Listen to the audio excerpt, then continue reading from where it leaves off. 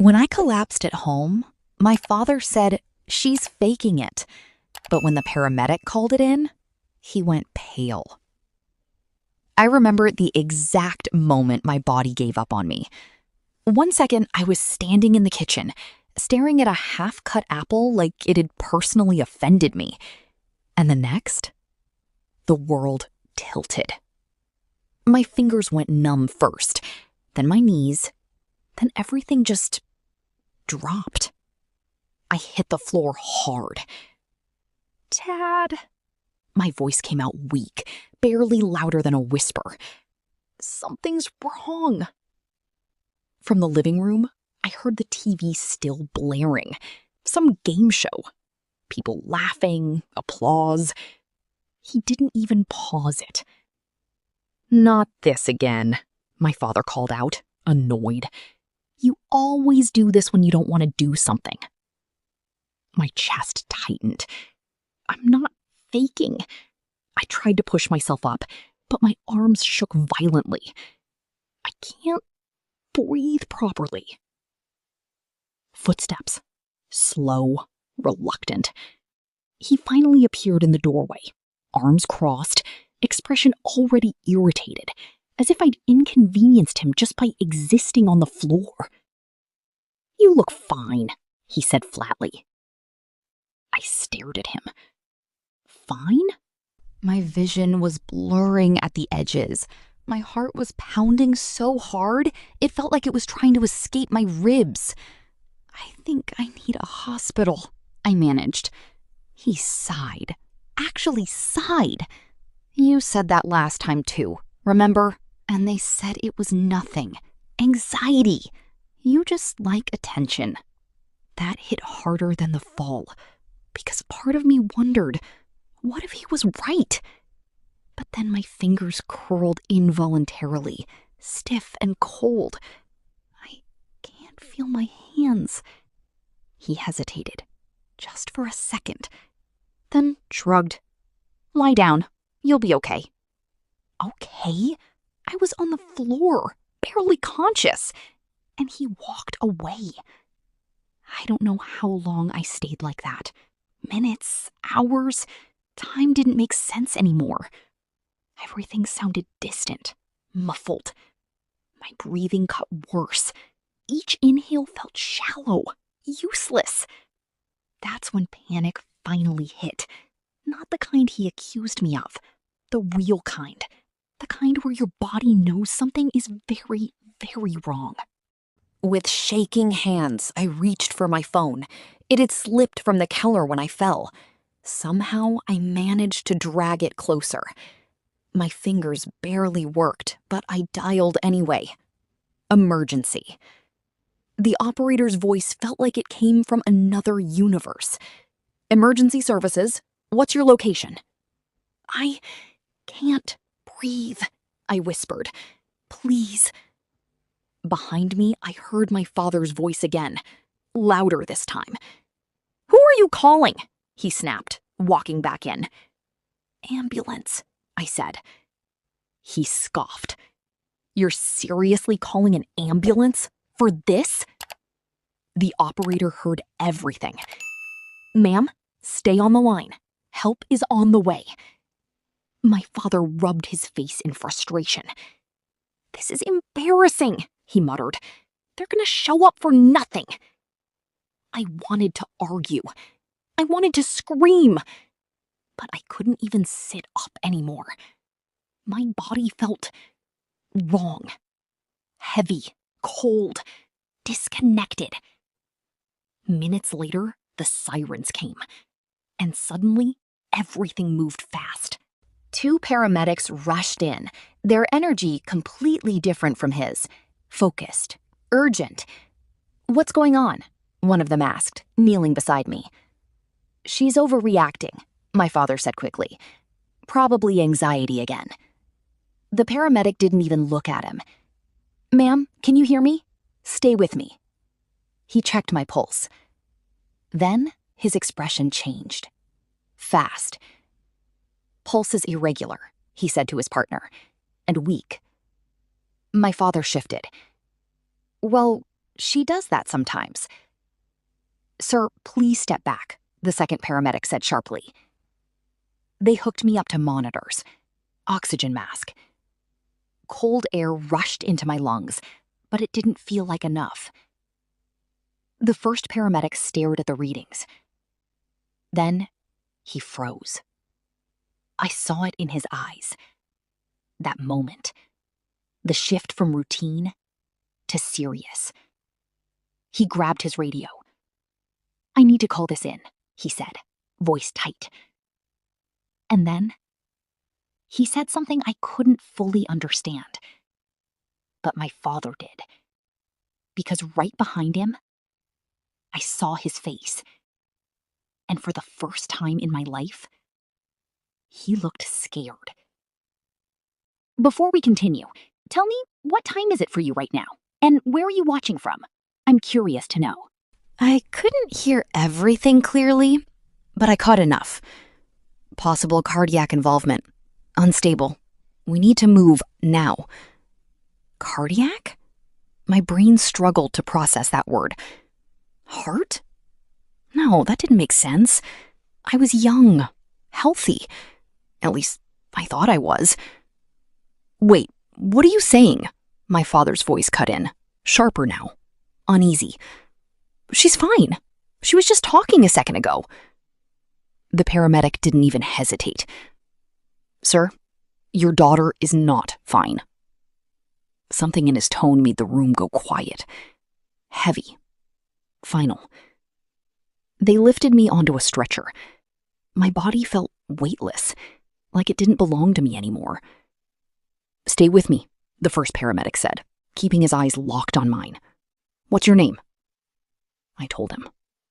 Barely. Good. Stay awake. Behind him, I could hear the other one speaking into the radio again. Faster this time. Female, early 20s. Sudden collapse. Irregular rhythm. Preparing for possible... The rest blurred out. My father followed us outside, his earlier confidence completely gone. Is this serious? He asked, his voice lower now. Careful. No one answered him right away. That silence said everything. They loaded me into the ambulance. The doors slammed shut, cutting him off from me. For a second, I thought he'd stay behind. But then... Wait, he shouted, climbing in just before the doors closed again. I didn't have the energy to react. Inside, everything was controlled chaos. Beeping machines, quick hands, focused voices. BP dropping, one of them said. Start fluids. A needle slid into my arm. I barely felt it. Hey, the first paramedic leaned closer. Stay with us, okay? You're doing good. Doing good? It didn't feel like it. It felt like I was drifting. Like I was slowly slipping underwater. My father stood in the corner, gripping the railing so tightly his knuckles turned white. What's happening to her? He asked again. This time, the paramedic answered. We think something's wrong with her heart rhythm. It's unstable. My father blinked. No, that's not possible. She gets anxious sometimes, that's all. The paramedic gave him a look. Not angry, not rude, just firm. Anxiety doesn't cause this. That landed. Hard. I saw it hit him. For the first time, doubt cracked through his certainty. But the hospital said last time... I don't know what they said last time. The paramedic cut in. I'm telling you what we're seeing right now. The machine beside me beeped faster.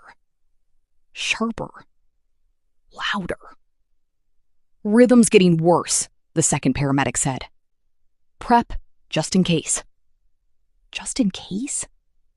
For what? I wanted to ask, but my mouth wouldn't cooperate. My chest tightened again, stronger this time. Pain shot through me. Sharp. Sudden. I gasped. Pain? The first paramedic asked quickly. I nodded. On a scale of 1 to 10? I tried to think. Couldn't. 10, I whispered. That changed everything. Okay, we're not waiting, he said immediately. Get ready. My father stepped forward. Get ready for what? No one answered him. But then, the paramedic reached for something. Paddles. I recognized them instantly. And suddenly, fear hit me harder than the pain. No, my father said, shaking his head. No, you're not doing that. She's awake. Sir, if her heart goes into a dangerous rhythm, we don't have a choice. His voice broke. This can't be happening. But it was. I could feel it. My body wasn't just weak anymore. It was failing. The beeping, it changed. A long, uneven sound. Here we go, the paramedic said under his breath. Everything moved faster. Charge? Wait, my father shouted. But no one stopped. And right before everything went dark, I heard the paramedic say something that made my blood run cold. This should have been caught earlier. Earlier? What did that mean? And why did my father suddenly look like he already knew the answer? What was missed before it got this bad? Darkness. That's all I remember. Not pain, not fear. Just nothing. Until a sharp, violent jolt ripped through me. My body jerked. Air slammed into my lungs like I'd been underwater for hours. Voices rushed back in. We've got a rhythm. Stay with us. Stay with us. My eyes fluttered open. Everything was too bright, too loud, too real. I gasped, clutching at the straps holding me down. My chest burned like it had been set on fire. Easy, the paramedic said, his voice steady but urgent. You're okay. We've got you. Okay? It didn't feel okay. It felt like I'd just been dragged back from somewhere I wasn't supposed to return from. I turned my head slightly. My father was there. But he didn't look like the same man. Gone was the irritation, the dismissal. Now, he looked broken. What happened? I whispered, my throat dry, voice barely there. No one answered me immediately. The paramedic exchanged a quick look with his partner. Then he said it. Your heart went into a dangerous rhythm. We had to shock you to bring it back.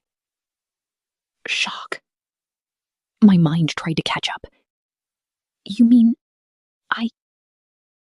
You were close, he said carefully. Very close. Silence filled the ambulance.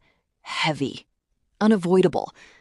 I swallowed, my chest tightening again, but this time not from pain, from realization. I told him, I whispered, my voice trembling. I said something was wrong. The words hung in the air. My father flinched like he'd been hit. I didn't know, he said quickly. Too quickly. You've had episodes before, and they said it was anxiety. You thought I was lying, I cut in, my voice cracking. He froze. Because that was the truth. No sugarcoating, no excuses. Just truth. The paramedic spoke again, this time more serious. She likely has an underlying condition, something that affects her heart rhythm. It doesn't just appear out of nowhere. Underlying condition? My stomach dropped. So, this has been happening for a while? I asked. He nodded. Based on what we saw and how your body reacted, this wasn't the first warning sign. I turned my head slowly toward my father. He couldn't meet my eyes. And suddenly, everything clicked. The dizziness, the shortness of breath, the times I felt like my heart was racing for no reason. The hospital visit he mentioned, the one where he said it was nothing. Did you even tell them everything? I asked quietly. He didn't answer. Did you? I pushed. His silence was louder than anything he could have said. My chest tightened again, but not from my heart this time, from something deeper. Betrayal. They asked questions, he muttered. I answered what I thought was relevant. What you thought?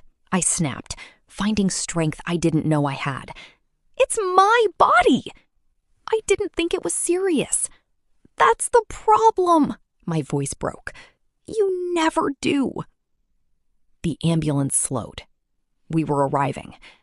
But inside, everything felt like it was just beginning. The paramedics started preparing to move me again. Hospital's ready, one of them said. I barely heard him. I was still staring at my father, at the man who had looked at me lying on the floor and decided I was pretending. I could have died, I said softly. That finally broke him. I know, he whispered, his voice shaking. I know.